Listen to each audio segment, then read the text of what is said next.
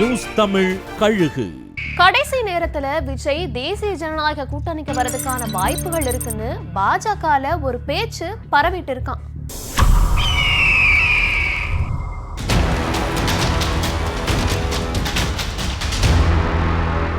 தேர்தலுக்கு செலவு செய்ய விஜய் கிட்ட ஓரளவுக்கு பணம் இருந்தாலும் திமுக அதிமுகவோட போட்டி போட்டு தேர்தலை எதிர்கொள்ற அளவுக்கு வெளிப்படையா செலவு செய்யற அளவுக்கு தாவேக்க கிட்ட பணம் இல்லைன்னு சொல்றாங்க. காரணம், மத்திய விசாரணை அமைப்புகள் மூலமா தாவேக்கவோட பொருளாதார பலம் கண்காணிக்கப்பட்டுகிட்டு இருக்கான்.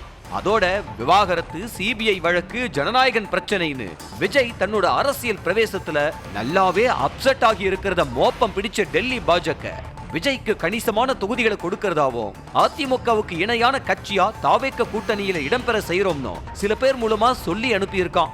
விஜய் கிட்ட இருந்து சாதகமான பதில் வராத நிலையில தேர்தல் நெருக்கத்துல விஜய் மனசு மாறுவாருன்னு நம்பிக்கிட்டு இருக்கான். திமுக ஆட்சியை மாத்துறதுல உறுதியா இருக்கிற மோடியும் அமித்ஷாவும் எப்படியும் விஜய கூட்டணிக்கு அழைச்சிட்டு வந்துடுவாங்கன்னு அன்புமணியும் தினகரனும் நம்புறாங்களாம். ஆனா எடப்பாடி பழனிசாமிக்கு அந்த நம்பிக்கை இல்லைன்னு சொல்றாங்க.